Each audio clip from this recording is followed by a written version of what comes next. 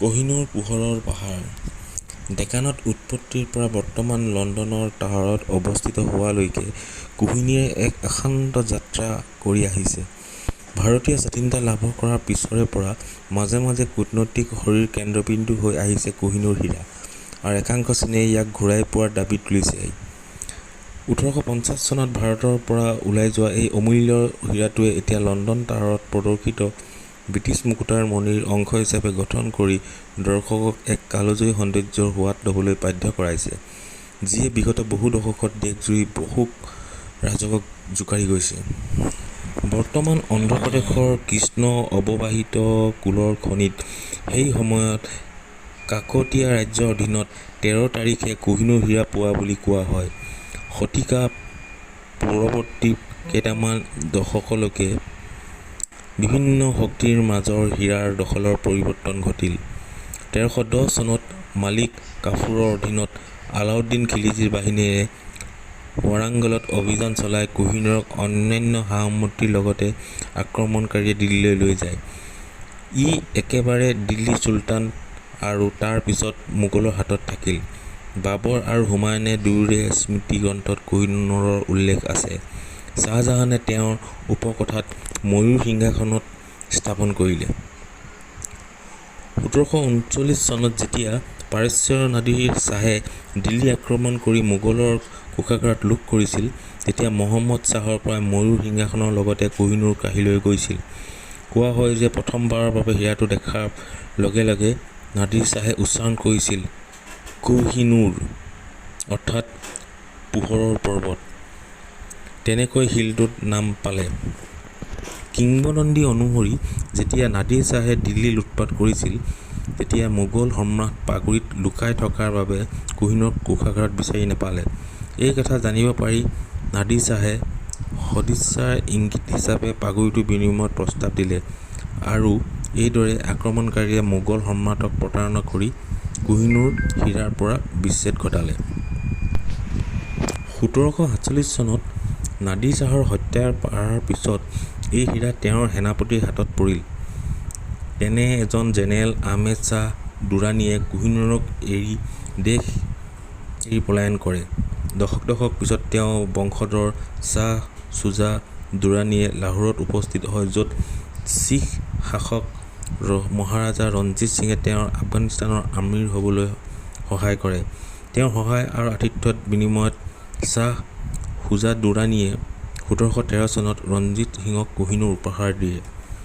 পৰৱৰ্তী সময়ত 1849 চনত দ্বিতীয় শিখ যুদ্ধত ৰঞ্জিত শ্বাহৰ উত্তৰাধিকাৰী দলীপ সিঙক পৰাস্ত কৰি যেতিয়া শিখ ৰাজ্য ব্ৰিটিছ হাতত অন্তৰ্ভুক্ত হয়, তেতিয়া কোহিনুৰক ছাৰ হেনৰী লৰেন্সে লৈ যায়, যিয়ে কোম্পানীটোৰ হৈ চুক্তিত আলোচনা কৰে।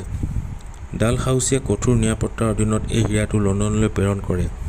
1850 চনত 3 জুলাইত ৰাণী এলিজাবেথক উপহাৰ দিয়ে।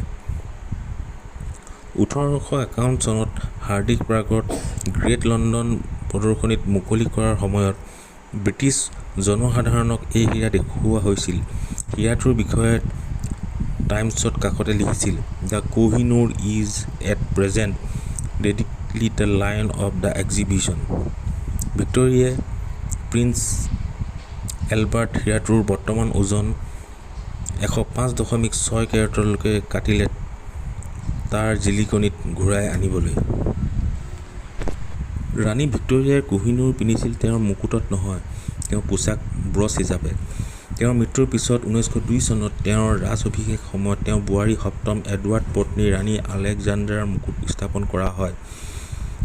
1911 চনত যেতিয়া পঞ্চম জৰ্জ ৰজা হয়, তেতিয়া হীৰাটো ৰাণী মেৰী মুকুটলৈ হস্তান্তৰ কৰা হয়, আৰু 1937 চনত ৰাণী মাদাৰৰ বৰ্তমান দ্বিতীয় ৰাজী এলিজাবেথৰ মাতৃ মুকুটলৈ যেতিয়া ষষ্ঠ জৰ্জক মুকুট পিন্ধাইছিল, সেই সকলোবোৰ মুকুট এতিয়া জুৱেল হাউচত প্ৰদৰ্শিত মুকুটৰ মণিৰ অংশ হৈ পৰিছে।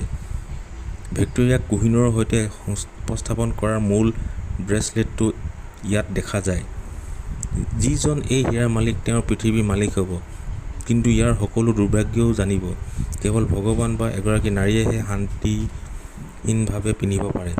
বুলি বহুলভাৱে কথিত কোহিনুৰৰ অভিশাপ। ভিক্টোৰিয়াই সেয়েহে ইচ্ছা কৰিছিল যে কোহিনুৰক কেৱল এগৰাকী মহিলা ৰাণীয়েহে পিন্ধিব লাগে। ৰাষ্ট্ৰপতিজন যদি পুৰুষ আছিল তেন্তে তেওঁৰ পত্নীয়েহে পিন্ধে। দ্বিতীয় বিশ্বযুদ্ধৰ সময়ত মুকুটৰ মণিবোৰ গোপন স্থানলৈ লৈ যোৱা হৈছিল। পিছত প্ৰকাশ পাইছিল যে লণ্ডনৰ বাহিৰৰ উইনছন দুৰ্গৰ ওচৰত এটা হ্ৰদত ষষ্ঠ জৰ্জে এই হীৰা লুকুৱাই ৰাখিছিল।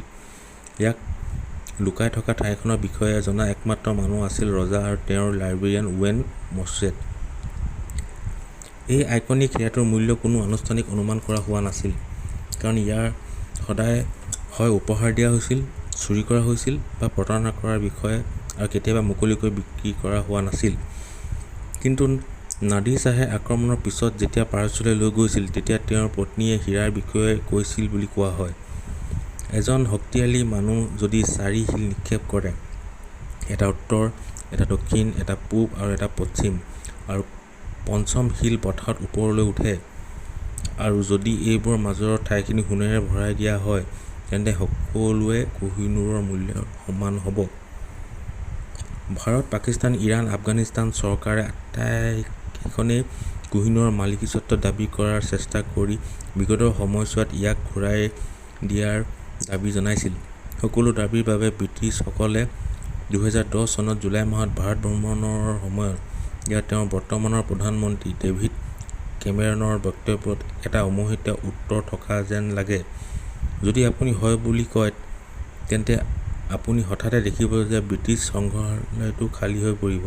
ক'বলৈ ভয় লাগে, থিয় হৈ থাকিব লাগিব।